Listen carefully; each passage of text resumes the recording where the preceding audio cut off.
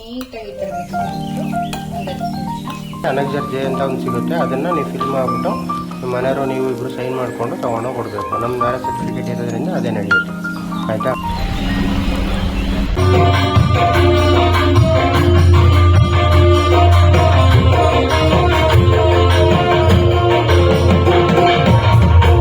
Hi all, welcome back to my YouTube channel.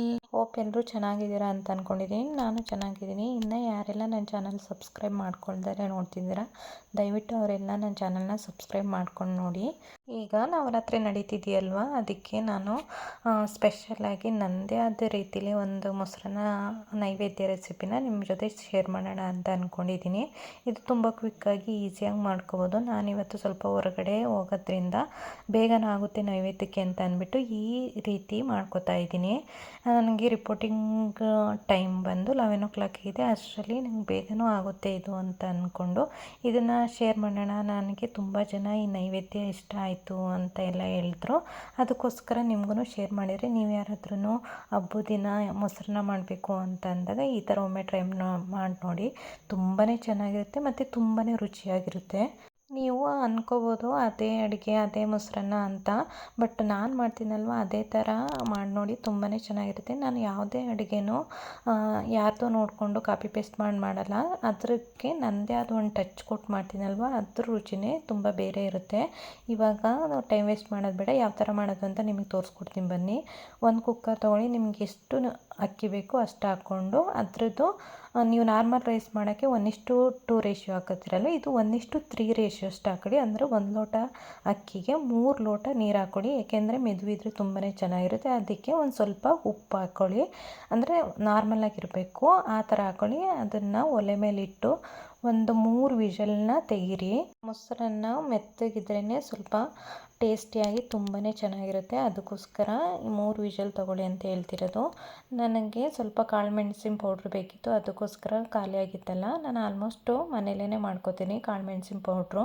ಅದನ್ನು ಒಲೆ ಮೇಲೆ ಸ್ವಲ್ಪ ಹೊತ್ತು ಈ ಥರ ಹುರ್ಕೊಂಡು ಮಾಡ್ಕೊಬಿಟ್ರೆ ತುಂಬ ದಿನ ಬರುತ್ತೆ. ಮತ್ತು ಪೌಡ್ರ್ ಮಾಡಿಟ್ರು ಅದರಲ್ಲಿ ಹುಳ ಆಗೋದು ಅಥವಾ ಜಡೆ ಬರೋದು ಆ ಥರ ಏನೂ ಆಗೋದಿಲ್ಲ. ಅದು ತಣ್ಣಗಾದ್ಮೇಲೆ ಈ ಥರ ಮಿಕ್ಸರ್ ಜಾರ್ಗೆ ಹಾಕ್ಕೊಂಡು ನುಣ್ಣಗೆ ಪೌಡ್ರ್ ಮಾಡ್ಕೊಳ್ಳಿ. ಅದಾದಮೇಲೆ ನಾನು ಮೊಸರನ್ನ ಮಾಡೋಕ್ಕೆ ಏನೇನು ಇಂಗ್ರೀಡಿಯೆಂಟ್ಸ್ ಬೇಕು ಅಂತ ಅಂದ್ಬಿಟ್ಟು ಒಟ್ಟಿಗೆ ಎಲ್ಲ ರೆಡಿ ಮಾಡಿ ಇಟ್ಕೊಂಡಿದ್ದೀನಿ. ಮೊದಲೇ ಈ ಥರ ರೆಡಿ ಮಾಡಿ ಇಟ್ಕೊಬಿಟ್ರೆ ಯಾವುದೇ ಐಟಮ್ಸ್ನು ಸ್ಕಿಪ್ ಆಗೋದಿಲ್ಲ. ಅದಕ್ಕೋಸ್ಕರ ನಾನು ಈ ಥರ ರೆಡಿ ಮಾಡಿಕೊಡ್ತೀನಿ. ಒಂದೊಂದ್ಸಲಿ ಸ್ಕಿಪ್ ಆದ್ರೂ ಅದನ್ನು ಹಾಕ್ಬೇಕಾದ್ರೆ ತೋರಿಸ್ಬಿಡ್ತೀನಿ. ಆಲ್ಮೋಸ್ಟ್ ಯಾವುದನ್ನು ಸ್ಕಿಪ್ ಮಾಡಲ್ಲ, ಎಲ್ಲೋ ಒಂದೊಂದ್ಸಲಿ ಒಂದೊಂದು ಸ್ಕಿಪ್ ಆಗೋದಷ್ಟೇ. ಈಗ ಏನೇನು ಇಂಗ್ರೀಡಿಯೆಂಟ್ಸ್ ಬೇಕು ಅಂತ ನಿಮಗೆ ತೋರಿಸ್ತೀನಿ ನೋಡಿ. ಒಂದು ಹಸಿರು ಮೆಣಸಿನ್ಕಾಯಿನ ಈ ಥರ ಜಜ್ಜಿಟ್ಕೊಂಡಿದ್ದೀನಿ. ನಾವು ಕಾಳು ಮೆಣಸು ಹಾಕೋದ್ರಿಂದ ನೋಡಿ ಹಾಕ್ಕೊಳ್ಳಿ. ಅದಾದಮೇಲೆ ಒಂದು 6ರಿಂದ 7 ಎಲೆ ಕರಿಬೇವು. ಅದಾದಮೇಲೆ ಒಂದು 4 ಟೇಬಲ್ ಸ್ಪೂನಷ್ಟು ಎಣ್ಣೆ ತೊಗೊಂಡಿದ್ದೀನಿ. ಸ್ವಲ್ಪ ಕಾಳು ಮೆಣಸಿನ ಪೌಡ್ರು ಹಾಕೋದ್ರಿಂದ ಮೊಸರನ್ನ ತಿಂದರೆ ಕೆಮ್ಮಾಗುತ್ತೆ ಅಂತ ಅನ್ನೋರಿಗೇನು ಸಮಸ್ಯೆ ಆಗೋಲ್ಲ. ಅದಾದಮೇಲೆ ಸ್ವಲ್ಪ ಕೊತ್ತಂಬರಿ ಸೊಪ್ಪು, 1 ಟೇಬಲ್ ಸ್ಪೂನಷ್ಟು ಸಾಸಿವೆ, 1 ಲೋಟದಷ್ಟು ಹಾಲು ತೆಗೆದಿಟ್ಕೊಂಡಿದ್ದೀನಿ, 2 ಲೋಟದಷ್ಟು ಮೊಸರು, 1 ದಾಳಿಂಬೆಹಣ್ಣೆ ಈ ಥರ ಸಿಪ್ಪೆ ಬಿಡಿಸಿ ಎತ್ತಿಟ್ಕೊಂಡಿದ್ದೀನಿ. ಇವಾಗ ಒಗ್ಗರಣೆ ರೆಡಿ ಮಾಡ್ಕೊಳ್ಳೋಣ. ಒಲೆ ಮೇಲೆ ಒಂದು ಕಡಾಯಿ ಇಟ್ಕೊಂಡು ಅದಕ್ಕೆ ಎತ್ತಿಟ್ಕೊಂಡಿದ್ವಲ್ಲ ಆ ಎಣ್ಣೆ, ಅದಾದಮೇಲೆ ಜಜ್ಜಿಟ್ಕೊಂಡಿದ್ವಲ್ಲ ಮೆಣಸಿನ್ಕಾಯಿ, ಸಾಸಿವೆ, ಕರಿಬೇವು ಇಷ್ಟನ್ನು ಹಾಕ್ಕೊಂಡು ನೀಟಾಗಿ ಫ್ರೈ ಮಾಡ್ಕೊಳ್ಳಿ. 1 ನಿಮಿಷ ಆದ್ರೇ ಸಾಕು, ಅದನ್ನು ತಣ್ಣಗಾಗಲಿ ಆಫ್ ಮಾಡಿಬಿಡಿ. ಇವಾಗ ರೈಸ್ ಮಾಡಿದ್ವಲ್ಲ ಅದನ್ನು ಒಂದು ಬೌಲಿಗೆ ಹಾಕ್ಕೊಂಡು ಈ ಥರ ತಣ್ಣಗಾಗಬಿಡಿ. ಇದು ಫುಲ್ಲು ತಣ್ಣಗಾಗಬೇಕು, ಅಲ್ಲಿವರೆಗೂ ಬಿಡಿ. ನೋಡ್ತಿದ್ದೀರಲ್ಲ ಈ ಥರ ಆಗಿದೆ. ಫುಲ್ಲು ಮೆತ್ತಗೂ ಆಗಿರೋದ್ರಿಲ್ಲ, ಒಂದು ನಾರ್ಮಲಾಗಿ ಆಗಿರುತ್ತೆ. ಅದಕ್ಕೋಸ್ಕರ ಈ ಥರ ರೈಸ್ ಮಾಡ್ಕೋಬೇಕು ನೀವು. ಇದಕ್ಕಿಂತ ಮೆತ್ತಗಿದ್ರೂ ತುಂಬಾ ಚೆನ್ನಾಗಿರುತ್ತೆ. ಅದಕ್ಕೆ ಹಾಲನ್ನ ಸೇರಿಸ್ಕೊಳ್ಳಿ. ಈ ಹಾಲನ್ನ ಸೇರಿಸ್ಕೊಳ್ಳೋದ್ರಿಂದ ಮೊಸರನ್ನ ನೀವು ಎಷ್ಟೇ ಒತ್ತಿಟ್ರೂ ಗಟ್ಟಿಯಾಗೋದು ಆ ಥರ ಎಲ್ಲ ಆಗೋದಿಲ್ಲ. ಅದಾದಮೇಲೆ ಎತ್ತಿಟ್ಕೊಂಡಿರೋ ಮೊಸರನ್ನು ಆ್ಯಡ್ ಮಾಡ್ಕೊಳ್ಳಿ. ಅದಾದಮೇಲೆ ಸಕ್ಕರೆ ಒಂದು 2 ಟೇಬಲ್ ಸ್ಪೂನಷ್ಟು ಸಕ್ಕರೆನ ಆ್ಯಡ್ ಮಾಡ್ತಿದ್ದೀನಿ. ಉಪ್ಪು ಮತ್ತು ಸಕ್ಕರೆ 2 ಕಾಂಬಿನೇಷನು ತುಂಬಾ ರುಚಿಯಾಗಿರುತ್ತೆ. ಅದಕ್ಕೋಸ್ಕರ ಮೊಸರನ್ನಕ್ಕೆ ಸ್ವಲ್ಪ ಸಕ್ಕರೆ ಹಾಕ್ಕೊಳ್ಳಿ, ಎಸ್ಪೆಷಲಿ ನೈವೇದ್ಯ ಮೊಸರನ್ನಕ್ಕೆ. ಅದಕ್ಕೆ ಸ್ವಲ್ಪ ಕೊತ್ತಂಬರಿನೂ ಆ್ಯಡ್ ಮಾಡ್ಕೊಳ್ಳಿ. ತದನಂತರ ಪೌಡ್ರು ಮಾಡ್ಕೊಂಡಿದ್ವಲ್ಲ ಆ ಕಾಳು ಮೆಣಸಿನ ಪೌಡ್ರೂ ಇದಕ್ಕೆ ಆ್ಯಡ್ ಮಾಡ್ಕೊಳ್ಳಿ. ಇಷ್ಟೇ. ಇದಾದಮೇಲೆ ಕೊನೆಯದಾಗಿ ನಾವು ಒಗ್ಗರಣೆ ಎಲ್ಲ ರೆಡಿ ಮಾಡಿ ಇಟ್ಕೊಂಡಿದ್ವಲ್ಲ, ತಣ್ಣಗಾದ್ಮೇಲೆ ಇದಕ್ಕೆ ಆ್ಯಡ್ ಮಾಡ್ಕೋಬೇಕು. ಆ್ಯಡ್ ಮಾಡ್ಕೊಂಡ್ಮೇಲೆ ಈ ಥರ ನೀಟಾಗಿ ಮಿಕ್ಸ್ ಮಾಡಿಕೊಡಿ. ಅದಾದಮೇಲೆ ನಾವು ತೆಗೆದಿಟ್ಕೊಂಡಿದ್ವಲ್ಲ ಆ ದಾಳಿಂಬೆ ಬೀಜನ ಇದಕ್ಕೆ ಸೇರಿಸ್ಕೊಳ್ಳಿ. ಸೇರಿಸ್ಕೊಂಡಾದ್ಮೇಲೂ ಅದನ್ನು ನೀಟಾಗಿ ಮಿಕ್ಸ್ ಮಾಡ್ಕೋಬೇಕು. ಒಂದು 2-3 ನಿಮಿಷ ನೀಟಾಗಿ ಎಲ್ಲ ಒಂದೇ ಥರ ಮಿಕ್ಸ್ ಮಾಡ್ಕೊಳ್ಳಿ. ನಾನು ತೋರಿಸ್ತಿದ್ದೀನಲ್ವ, ಈ ಥರ ಮಿಕ್ಸ್ ಮಾಡ್ಕೋಬೇಕು. ಇಷ್ಟೇ, ಮೊಸರನ್ನ ರೆಡಿನೇ ಆಗೋಯ್ತು. ನನ್ನ ಮಗನಿಗೆ ಹೊಟ್ಟೆ ಹಸ್ವಾಗ್ಬಿಟ್ಟಿದೆಯಂತೆ, ಅದಕ್ಕೋಸ್ಕರ ನೈವೇದ್ಯಕ್ಕೆ ಸ್ವಲ್ಪ ಮೊಸರನ್ನ ಎತ್ತಿಟ್ಟು ಅವನಿಗೆ ಸ್ವಲ್ಪ ತಿಂಡಿ ಎಲ್ಲ ತಿನ್ನಿಸ್ಬಿಡೋಣ, ನಮ್ಗೆ ಹೋಗೋಕ್ಕೂ ಟೈಮ್ ಆಗುತ್ತೆ ಅಂತ ಅಂದ್ಬಿಟ್ಟು ನೈವೇದ್ಯಕ್ಕೆ ಫಸ್ಟ್ ಎತ್ತಿಟ್ಬಿಡ್ತೀನಿ. ಅವನು ದೇವ್ರ ಥರ ಅಲ್ವ, ಮಕ್ಕಳಂದ್ರೇ ದೇವ್ರ ಸಮಾನ. ಅದಕ್ಕೋಸ್ಕರ ನಾನು ಅವನಿಗೆ ಊಟ ಎಲ್ಲ ಲೇಟ್ ಮಾಡೋದು ಆ ಥರ ಎಲ್ಲ ಮಾಡೋದಿಲ್ಲ. ಅದಕ್ಕೆ ಎತ್ತಿಟ್ಟು ಅವನಿಗೂ ಸ್ವಲ್ಪ ನೀರು ಕುಡಿಯೋಕ್ಕೆ ಕೊಟ್ಟು ಟಿಫನ್ ಮಾಡಿಸೋಣ ಅಂತ. ಬೇಬೆ ನೀರು ಕುಡಿ, ಟಿಫನ್ ಮಾಡಿಕೊಂಡು ಬೇಬೆ ಹೋಗೋಣ, ಟೈಮ್ ಆಗುತ್ತಪ್ಪು. ಅಷ್ಟು ಕುಡಿದ್ರೆ ನಿಂಗೆ ಕ್ಲಾಪ್ಸ್ ಮಾಡ್ತೀನಿ. ಹ್ಞೂ ಕೊಡ್ತೀನಿ, ಅದು ಕುಡ್ಕೋ. ಎಲ್ಲಿ? ಅಲ್ಲಿಡ್ಬೇಕಾ?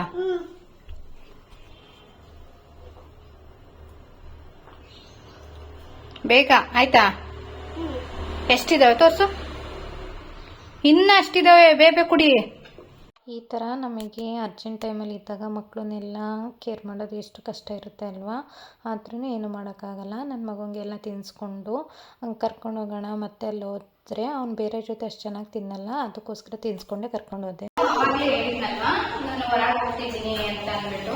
ಏನಕ್ಕಪ್ಪ ಅಂತಂದರೆ ಪಾಸ್ಪೋರ್ಟ್ ಅಪ್ಲೈ ಮಾಡಿದ್ದೆ, ಅದು ವೆರಿಫಿಕೇಶನ್ ಇದೆ. ನಮ್ಮ ಮನೆಯವರು ಆಫಲ್ಲಿದೆ ಅಂತ ಅಂದ್ಬಿಟ್ಟು ಅಪ್ಲೈ ಮಾಡಿದ್ರು. ಅದೆಷ್ಟಾಯ್ತು ಏನಾಯ್ತು ಅಂತೆಲ್ಲ ಅವರು ಹೇಳ್ತಾರೆ. ವೆರಿಫಿಕೇಷನ್ಗೆ ಏನೇನು ಡಾಕ್ಯುಮೆಂಟ್ಸ್ ಬೇಕೋ ಅದನ್ನೆಲ್ಲ ರೆಡಿ ಮಾಡ್ಕೊಬೇಡ. ಅಷ್ಟರಲ್ಲಿ ನಮ್ಮ ಮನೆಯವ್ರನ್ನ ಸ್ನಾನ ಮಾಡ್ಕೊಂಬಂದು ಪೂಜೆ ಮಾಡ್ತೀವಿ. ಅದಕ್ಕೆ ಎಲ್ಲ ರೆಡಿ ಮಾಡಿ ಇಟ್ಕೋತಾ ಇದ್ದೀನಿ. ಫೋಟೋ ಬೇಕಾ ನಿಮಗೆ? ಓಕೆ, ಅಮ್ಮ ಫೋಟೋ ಬೇಕಾ? ಯಾಕೆ ಬೇಕು? ಯಾಕೆ ಬೇಕು? ಸೈಡಿಗೆ ಹೋಗಿ ತಗೊಂಡು ಸೈಡ್. ಪಾಸ್ಪೋರ್ಟ್ ವೆರಿಫಿಕೇಶನ್ಗೆ ಅಂತ ಹೋಗ್ತಿದ್ದೀನಿ. ಇವಾಗ ಏನಕ್ಕಪ್ಪ ಪಾಸ್ಪೋರ್ಟ್ ಅಪ್ಲೈ ಮಾಡಿದೆ ಅಂತಂದರೆ, ನಮ್ಮ HR ಇದ್ದಾರಲ್ಲ, ವೈಫು ಮತ್ತೆ ಮಕ್ಕಳಿಗೆ ಪಾಸ್ಪೋರ್ಟ್ ಅಪ್ಲೈ ಮಾಡಿದಂತೆ. ಹಂಗೆ 500 ಆಫ್ ಸಿಗುತ್ತೆ ನಮಗೂ ಅಂತ ಅಂದ್ಬಿಟ್ಟು ಫೋಟೋ ಅಪ್ಲೈ ಮಾಡಿದ್ದಾರೆ. ಅದಕ್ಕೆ ಡಾಕ್ಯುಮೆಂಟ್ಸ್ ಎಲ್ಲ ರೆಡಿ ಮಾಡ್ಕೊತಾ ಇದ್ದೀನಿ. ಇವಾಗ 11 ಇದೆ ರಿಪೋರ್ಟಿಂಗ್ ಟೈಮು. ಅಷ್ಟರಲ್ಲಿ ನಾವು ಹೋಗ್ಬೇಕು. ಅಷ್ಟರಲ್ಲಿ ಅದಕ್ಕೆ ಎಲ್ಲ ರೆಡಿ ಮಾಡ್ಕೊಂಡು ಬೆಳಿಗ್ಗೆನೇ ಎದ್ದು ನೈವೇದ್ಯ ಮಾಡಿ ಸ್ನಾನ ಮಾಡಿ ಇವನಿಗೆ ಸ್ನಾನ ಮಾಡಿಸಿ ಇವನಿಗೆ ತಿನ್ನಿಸಿ ಎಲ್ಲ ರೆಡಿ ಮಾಡಿ ಅಷ್ಟರಲ್ಲಿ ಇಷ್ಟೊತ್ತಾಗಿದೆ. ಮೇಲಕ್ಕೂ ಹೋಗ್ತಾನೆ, ಸುಮ್ಮನೆ ಇರಲ್ಲ. ಎಲ್ಲ ರೆಡಿ ಮಾಡ್ಕೊಂಡು ಅಟ್ಕೊಡು ಅಟ್ಕೊಡು ಅಂತ ನನ್ನ ತಲೆ ತಿಂತಾನೆ. ಏನ್ ಮಾಡಿದ್ರೆ ಫೋಟೋ ಆಲ್ರೆಡಿ ಇಸ್ಕೊಂಡು ಇಟ್ಕೊಂಡಿದ್ದಾನೆ. ಅಲ್ಲೇ ಯಾಕೆ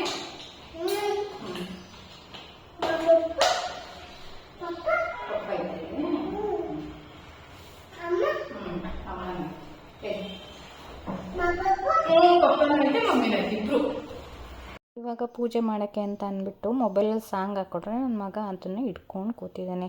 ಮಾಡ್ಕೊಂಡಿದ್ದೆಲ್ಲ ಮೊಸರನ್ನೆಲ್ಲ ಇಟ್ಟು ಪೂಜೆ ಎಲ್ಲ ಮಾಡೋಣ ಅಂತ ನಾನು ಮೊದಲೇ ಪೂಜೆ ಮಾಡಿಬಿಟ್ಟೆ. ಇವಾಗ ಇವ್ರೂ ಪೂಜೆ ಮಾಡಬೇಕು. ಇದು ನೋಡಿ ಎಷ್ಟು ಸಿಂಪಲ್ಲಾಗಿ. ನಾನು ತುಂಬ ಹೆವಿಯಾಗಿ ಐಟಮ್ಸ್ ಎಲ್ಲ ಇಟ್ಕೊಳ್ಳೋಕೆ ಇಷ್ಟಪಡಲ್ಲ. ಯಾಕೆ ಅಂತಂದರೆ ಅವನ್ನೆಲ್ಲ ಕ್ಲೀನ್ ಮಾಡೋ ಅಷ್ಟು ಟೈಮು ನನಗಿರಲ್ಲ. ಅದಕ್ಕೋಸ್ಕರ ನನಗೆ ಎಷ್ಟು ಸಾಧ್ಯ ಆಗುತ್ತೋ ಅಷ್ಟು ಕಮ್ಮಿ ಐಟಮ್ಸ್ ಇಟ್ಕೊಂಡು ನಾನು ಇದು ಮಾಡೋದು. ಇವಾಗ ನನ್ನ ಮಗನೂ ನಮ್ಮ ಮನೆಯವರು ಇಬ್ಬರೂ ಪೂಜೆ ಎಲ್ಲ ಮುಗಿಸ್ತಿದ್ದಾರೆ. ಅವ್ರೂ ಪೂಜೆ ಆದ ತಕ್ಷಣ ಟಿಫನ್ ಎಲ್ಲ ಮಾಡಿ ಹೊರಡಬೇಕು. ನಮ್ಮ ಮನೆಯವರು ಉಪವಾಸ ಇದ್ದಾರೆ. ಅವ್ರು ಇವತ್ತು ಟಿಫನ್ ಎಲ್ಲ ಏನೂ ತಿನ್ನಲ್ಲ. ನಾನು ನನ್ನ ಮಗ ಇಬ್ಬರಷ್ಟೇ. ಅವನು ಆಲ್ರೆಡಿ ತಿನ್ಕೊಂಡಿದ್ದಾನೆ. ನಾನು ತಿನ್ನಬೇಕಾದ್ರೆ ಒಂದ್ಸಲಿ ತಿಂತಾನೆ. ಗೋವಿಂದ ಗೋವಿಂದ ಗೋವಿಂದ. ಟಿಫನ್ ಎಲ್ಲ ಮುಗಿಸ್ಕೊಂಡು ಹೊರಟ್ವಿ. ಹೋಗೋಣ ಅಂತ ಅಂದ್ಬಿಟ್ಟು ಆಲ್ರೆಡಿ 9:50 ಆಗಿಬಿಟ್ಟಿದೆ. ಸರಿ ಹೋಗೋಣ, ಸುಮ್ಮನೆ ಲೇಟ್ ಆದರೆ ಇಲ್ಲ ಟೈಮ್ ಆದರೆ ಚೆನ್ನಾಗಿರಲ್ಲ ಅಂತ ಅಂದ್ಬಿಟ್ಟು ರೆಡಿಯಾಗಿ ಹೋದ್ವಿ. ಒಂದ್ಸರಿ ಡಾಕ್ಯುಮೆಂಟ್ಸ್ ಎಲ್ಲ ಯಾರಾದರೂ ಪಾಸ್ಪೋರ್ಟ್ ಅಪ್ಲೈ ಮಾಡಬೇಕು ಅಂತ ಇದ್ದರೆ ಅವ್ರಿಗೆ ಯೂಸ್ಫುಲ್ ಆಗುತ್ತೆ ಈ ವಿಡಿಯೋ ಅಂತ ಅಂದ್ಬಿಟ್ಟು ನಾವು ಆಲ್ರೆಡಿ ಅಪ್ಲೈ ಮಾಡಿ ಇವತ್ತು ವೆರಿಫಿಕೇಷನ್ಗೆ ಹೋಗ್ತಿರೋದು. ಅದಕ್ಕೆ ಬೇಸಿಕ್ ಏನೇನು ಡಾಕ್ಯುಮೆಂಟ್ಸ್ ಇರಬೇಕು ನಿಮಗೆ ಅಪ್ಲೈ ಮಾಡೋಕ್ಕೆ ಮತ್ತು ವೆರಿಫಿಕೇಷನ್ ಇದ್ದಾಗ ಅಂತ ಅಂದ್ಬಿಟ್ಟು ನಾನಿವಾಗ ತೋರಿಸೋದು. ಇದಂತೂ ಮಸ್ಟ್ ಆ್ಯಂಡ್ ಶುಡ್ ಇರಲೇಬೇಕು. ಇವಂತೂ ಮೋಸ್ಟ್ ನೀಡೆಡ್ ಡಾಕ್ಯುಮೆಂಟ್ಸು ನೀವು ವೆರಿಫಿಕೇಷನ್ಗೆ ಹೋಗ್ಬೇಕಾದ್ರೆ ಇವಾಗ ತೋರಿಸ್ತೀನಿ ನೋಡಿ. ನಿಮ್ಗೇನಾದರೂ ಬೇಕು ಅಂತ ಅಂದರೆ ನೀವು ಅಪ್ಲೈ ಮಾಡಿದ್ಮೇಲೆ ಅವರೇ ನಿಮಗೆ ಥ್ರೂ ವಾಟ್ಸಪ್ಪು, ನಾರ್ಮಲ್ ಮೆಸೇಜು, ಮೇಲ್ ಥ್ರೂ ಏನೇನು ಬೇಕು ಅಂತ ಎಲ್ಲ ಅವ್ರು ಕಳಿಸಿರ್ತಾರೆ. ನೀವು ಅವನ್ನೆಲ್ಲ ಮಸ್ಟ್ ಆ್ಯಂಡ್ ಶುಡ್ ತೊಗೊಂಡು ಹೋಗ್ಬೇಕು. ಇದಕ್ಕೆ ಏನೇನು ಬೇಕು ಅಂತಂದರೆ SSLC ಮಾರ್ಕ್ಸ್ಗಳು, ಆಮೇಲೆ ಮ್ಯಾರೇಜ್ ಸರ್ಟಿಫಿಕೇಟು, ಕರೆಕ್ಟಾಗಿ ತೋರಿಸ್ತೀನಿ. ಅದಾದ್ಮೇಲೆ ವೋಟರ್ ID, ಪಾನ್ ಕಾರ್ಡು, ಅದಾದ್ಮೇಲೆ ನಮ್ಮ ಮನೆಯವ್ರದ್ದು ಪಾಸ್ಪೋರ್ಟ್ ತಗೊಂಡು. ಇನ್ನು ಆಧಾರ್ ಕಾರ್ಡ್ ತೊಗೊಂಡಿಲ್ಲ, ಆಧಾರ್ ಕಾರ್ಡು ತೊಗೊಂಡು ಹೋಗ್ಬೇಕು. ಅಲ್ಲಿ ಪ್ರಿಂಟ್ ತಗೊಂಡು Aadhaar card, original Aadhaar card ಎಲ್ಲ ಕಳೆದು ಬಿಟ್ಟವ್ರೆ. ಅದಕ್ಕೆ ಆಧಾರ್ ಕಾರ್ಡ್ ಡೌನ್ಲೋಡ್ ಮಾಡಿಕೊಂಡು ಪ್ರಿಂಟ್ ತೊಗೊಂಡು ಹೋಗಬೇಕು. ಅದೊಂದು ಸೇರಿಸ್ಕೊಳ್ಳಿ ಆಯಿತಾ. ನಿಮ್ಮ ಮ್ಯಾರೇಜ್ ಸರ್ಟಿಫಿಕೇಟ್ ಇಲ್ಲ ಅಂದರೆ ಅನಕ್ಸರ್ ಜೆ ಅಂತ ಒಂದು ಸಿಗುತ್ತೆ, ಅದನ್ನು ನೀವು ಫಿಲ್ ಮಾಡಿಬಿಟ್ಟು ನಿಮ್ಮ ಮನೆಯವರು ನೀವು ಇಬ್ಬರು ಸೈನ್ ಮಾಡಿಕೊಂಡು ತೊಗೊಂಡು ಕೊಡಬೇಕು. ನಮ್ಮ ಮ್ಯಾರೇಜ್ ಸರ್ಟಿಫಿಕೇಟ್ ಇರೋದ್ರಿಂದ ಅದೇ ನಡೆಯುತ್ತೆ ಆಯಿತಾ. ಹೋಗೋಣ, ಟೈಮ್ ಆಯಿತು. ಫೈನಲಿ ಹೊರಟು ಲೊಕೇಶನಿಗೆ ಬಂದ್ವಿ. ಇಲ್ಲಿ ನನಗೆ ಎಲ್ಲಿಪ್ಪ ಇದ್ದಿದ್ದು ಅಂತ ಅಂದರೆ ವೆರಿಫಿಕೇಷನ್ ಬಂದು ಲಾಲ್ಬಾಗ್ ಇದೆಯಲ್ವಾ ಅಲ್ಲಿತ್ತು. ಇದು ಕೆಲವೊಂದಷ್ಟೇ ಸೆಂಟರ್ಸ್ ಇರೋದು ಬೆಂಗಳೂರಲ್ಲಿ, ಅದರಲ್ಲಿ ನನಗೆ ಲಾಲ್ಬಾಗ್ ಕೊಟ್ಟಿದ್ರು, ಅಲ್ಲಿಗೆ ಬಂದಿದ್ವಿ.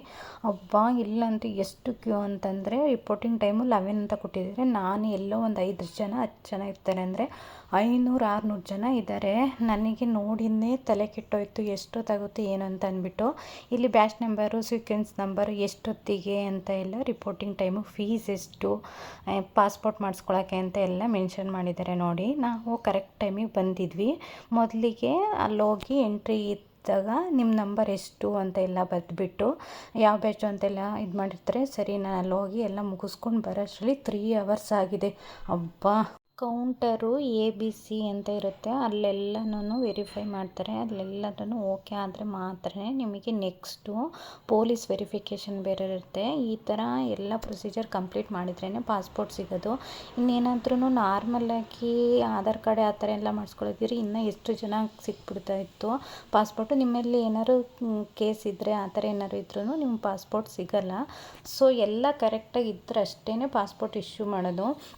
ಸರಿ, ನಾನು ಅದೆಲ್ಲ ಮುಗಿಸ್ಕೊಂಡು ಬರೋಷ್ಟರಲ್ಲೇ 4 hour ಅಲ್ಲೇ ಹೊರಟೋಯ್ತು. ಅಷ್ಟರಲ್ಲಿ ಸಂಜೆನೇ ಆಗಿಬಿಟ್ಟಿತ್ತು. ಮನೆಗೆ ಬಂದು ಫ್ರೆಶ್ ಅಪ್ ಆಗಿ ದೇವಸ್ಥಾನಕ್ಕೆ ಹೋಗ್ಬೇಕಿತ್ತಲ್ವ, ಇವಾಗ ನವರಾತ್ರಿ ನಡೀತಿದೆಯಲ್ಲ ಅಂತ ಅಂದ್ಬಿಟ್ಟು ಇಲ್ಲಿ ಬಂದ್ವಿ. ನನಗಂತೂ ಈ ದೇವಸ್ಥಾನಕ್ಕೆ ಎಷ್ಟು ಸಲ ಬಂದ್ರೂ ಬೇಜಾರೇ ಆಗ್ತಿಲ್ಲ.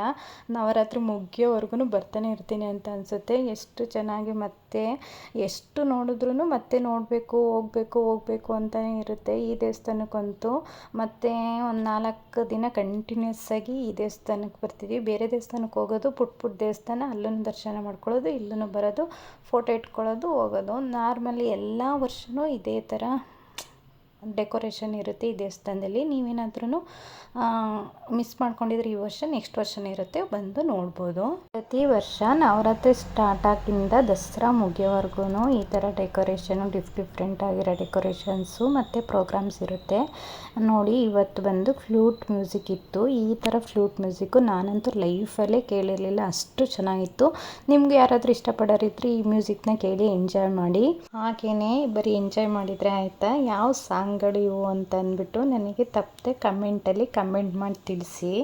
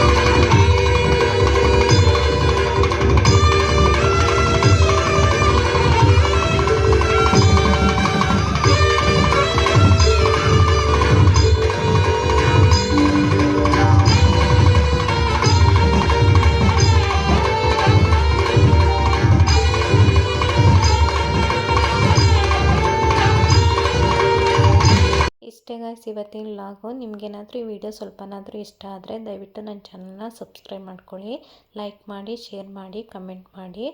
ಹಾಗೆ ನೆಕ್ಸ್ಟ್ ವಿಡಿಯೋದಲ್ಲಿ ಮತ್ತೆ ಸಿಗೋಣ. ಬಾಯ್ ಬಾಯ್, ಟೇಕ್ ಕೇರ್.